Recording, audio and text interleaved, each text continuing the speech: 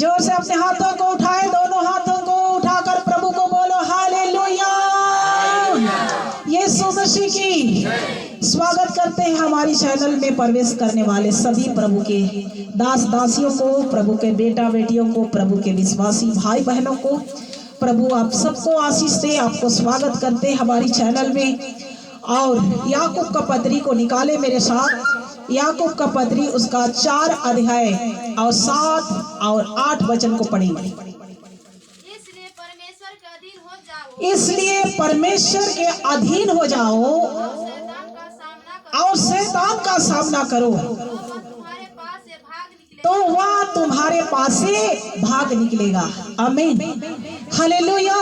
इसलिए इन दिनों में आप और हमें परमेश्वर के अधीन हो जाना, परमेश्वर के अधीन में जीना, परमेश्वर के भय में जीना, परमेश्वर के आज्ञा के अनुसार यदि आप और हम चलते हैं तो परमेश्वर के अधीन हो जाओ, तो शैतान तुम्हारे पास से भागकर निकल जाएगा, नहीं टिकेगा।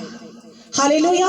और इसलिए जो व्यक्ति परमेश्वर के भय में जीता है, जो परमेश्वर का उपस्थिति में चलता है, परमेश्वर के साथ तो खड़ा रहता है, उसका भरोसा परमेश्वर पर स्थिर रहता है, उसको देखकर जब किसी के अंदर में शैतान रहता है तो देखकर पहले ही कांपने लगता है। आमीन। और जब उसके लिए प्रार्थना किया जाता है तो उसके शरीर को छोड़कर बाहर हो जाता है। हालेलुया। और इसलिए आपको शैतान से लड़ना है तो आपको परमेश्वर के अधीन में जीना पड़ेगा। हालेलुया। शैतान का पावर से आपको विजय प्राप्त करना है, जीत प्राप्त करना है, तो आपको किसके अधीन रहना है? परमेश्वर के अधीन में, वचन के अधीन में जीना पड़ेगा, परमेश्वर के अगुवाई में चलना पड़ेगा, परमेश्वर के मार्गदर्शन में अपने जीवन को समर्पित करना पड़ेगा। हालेलुया। और 8 वचन को पढ़ेंगे। परमेश्वर के निकट आओ तो वो भी तुम्हारे निकट आएगा। हालेलुया। परमेश्वर के निकट आओ, सबसे पहले प्रभु अपने पास बुलाता है। हालेलुया।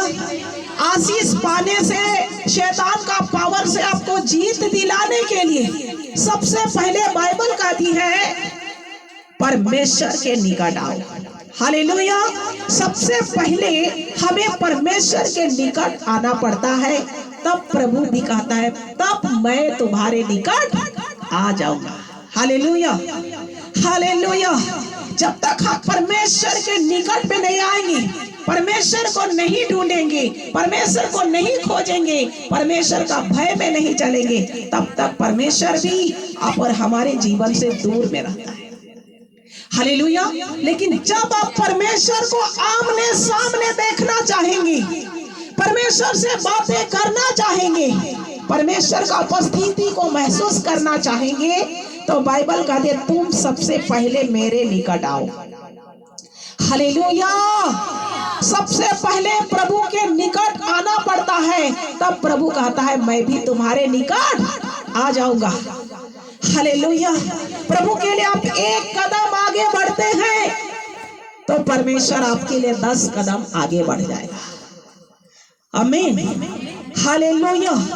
आप परमेश्वर के लिए कदम बढ़ाकर देखो, परमेश्वर का कुछ काम करने के लिए सोच कर देखो, परमेश्वर के लिए अपने हाथों को खोल कर देखो। जब आप परमेश्वर के लिए आप करेंगे तो परमेश्वर चुप नहीं बैठेगा। हालेलुया। परमेश्वर चुप रहकर बैठने वाला, खामोश देखने वाला परमेश्वर नहीं है। जो आप करते हैं उसका सुधि दिलाने वाला परमेश्वर है। Hallelujah, hallelujah.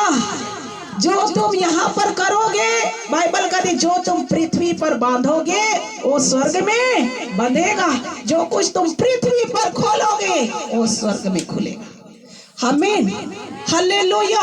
जो कुछ भी आप करते हैं उसे परमेश्वर देखता है, देख करके परमेश्वर प्रतिफल देता है। इसलिए बाइबल कहती है सबसे पहले तुम मेरे निकट आओ तब मैं तुम्हारे निकट आऊंगा।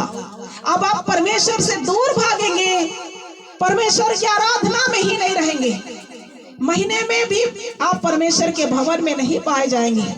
तब कहेंगे परमेश्वर मेरे पास आओ, मेरे पास आओ, मेरे पास। आप तो परमेश्वर से दूर भाग रहे, तो परमेश्वर कहाँ मिलेगा? मिलेगा? नहीं मिलेगा। हालेलुया।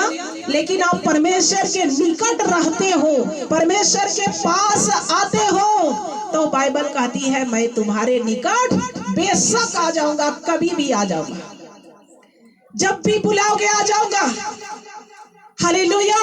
परमेश्वर आपसे मिलना चाहता है, और इसलिए यशायाह किताब में भी लिखा है जब तक यहोवा मिल सकता है तब तक उसकी खोज में रहो, जब तक वह निकट है तब तक उसे पुकारो। हालेलुया। प्रभु अभी मिलने वाला समय है। अभी आप अनुग्रह का युग में जी रहे हैं। ऐसे होगा अंत के घड़ी में परमेश्वर प्रभु प्रभु प्रभु लोग कहेंगे, प्रभु नहीं मिलेगा उस दिन। बेटा मैंने तुम्हें तो परमेश्वर के दास और दासियों के बीच में रखा था, परमेश्वर का आज्ञा मानने वालों के बीच में रखा था। तुम कहाँ था? तुम वचन जानता था, तुम नहीं था मेरे निकट। तुम्हारे लिए अभी समय नहीं है। हालेलुया।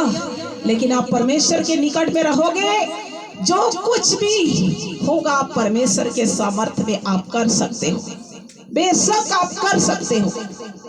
वचन निकाल कर पढ़ो, फिलिपी 4 अध्याय उसका 13 वचन को। हाँ, जो मुझे सामर्थ देता है उसमें मैं सब कुछ कर सकता हूँ। सामर्थ देने वाला कौन है और किसको सामर्थ देगा?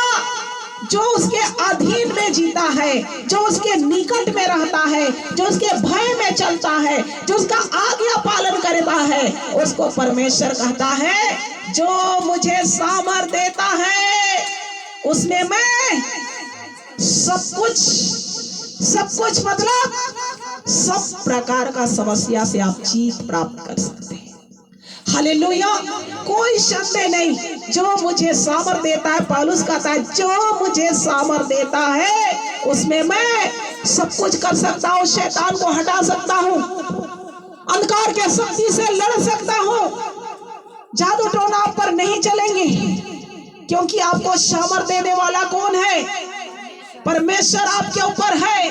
और इसलिए जब वो सामर्थ देगा तब आप सब कुछ कर सकते हैं। शैतान को खदेड़ सकते हैं, नाश कर सकते हैं, जादू टोना को चला सकते हैं, आने वाली समस्या को जान सकते हैं। आपके घर में क्या होने वाला सब परमेश्वर आपको बताएगा। हालेलुया। लेकिन आपको सबसे पहले क्या होना पड़ेगा?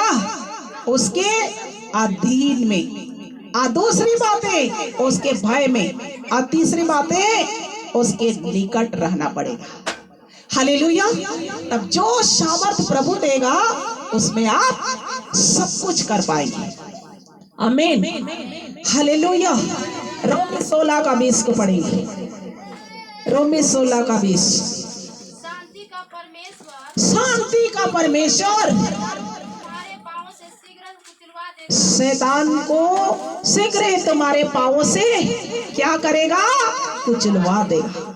शांति का परमेश्वर शीघ्र तुम्हारे पांवों से शैतान के शक्ति को कुचलवा देगा। कब कुचलवा देगा? जब आप उसके अधीन में रहोगे, जब आप उसके निकट में रहोगे, उसके भय में चलोगे, परमेश्वर का उपस्थिति में रहोगे, शैतान के शक्ति को शीघ्र ही तुम्हारे पांवों से क्या कर देगा? कुचलवा देगा। हालेलुया। हालेलुया। बोलो हालेलुया। बोलो शांति का परमेश्वर शीघ्र मेरे पांवों से शैतान के शक्ति को